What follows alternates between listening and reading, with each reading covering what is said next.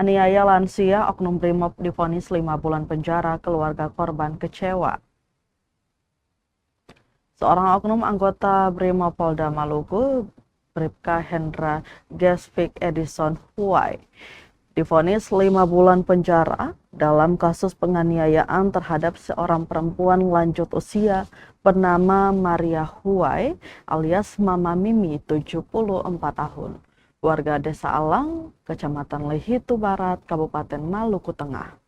Vonis tersebut dibacakan majelis hakim dalam sidang putusan di Pengadilan Negeri Ambon, Senin 4 Mei 2026. Putusan itu memicu kekecewaan keluarga korban yang menilai hukuman 5 bulan penjara tidak sebanding dengan penderitaan korban yang mengalami luka serius akibat penganiayaan. Ia menegaskan keluarga tidak menerima putusan tersebut karena dianggap tidak adil. Kasus penganiayaan itu terjadi pada 11 Oktober 2024 sekitar pukul 20.30 waktu Indonesia Timur di rumah korban di Negeri Alang, Kecamatan Lehitu Barat, Kabupaten Maluku Tengah. Saat itu korban diduga dianiaya oleh pelaku yang diketahui merupakan anggota aktif Brimopolda Maluku. Menurut keluarga, pelaku saat kejadian berada dalam kondisi mabuk. Korban mengalami luka robek dan bengkak pada bagian kepala, leher, dan pipi akibat penganiayaan tersebut. Usai kejadian, korban langsung dilarikan ke Puskesmas Alang untuk mendapatkan penanganan medis. Keesokan harinya, korban bersama keluarga membuat laporan resmi ke Direktorat Reserse Kriminal Umum Polda Maluku. Namun proses hukum kasus tersebut berjalan cukup lama.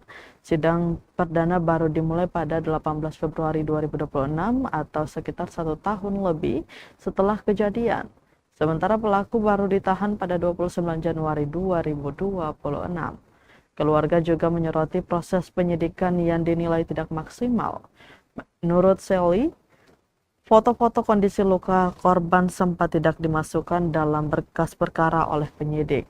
Dokumentasi luka korban baru diperlihatkan kepada jaksa saat rekonstruksi kasus di lokasi kejadian pada November 2025. Selain itu, keluarga menyebut korban tidak pernah mendapat pendampingan dari Lembaga Perlindungan Perempuan saat menjalani pemeriksaan oleh penyidik unit PPA. Keluarga korban juga mengaku kecewa karena pelaku tidak pernah datang menjenguk maupun membantu biaya pengobatan korban sejak kejadian hingga proses persidangan berlangsung. Sally menilai sebagai anggota kepolisian, pelaku seharusnya melindungi masyarakat, bukan justru melakukan kekerasan terhadap perempuan lansia.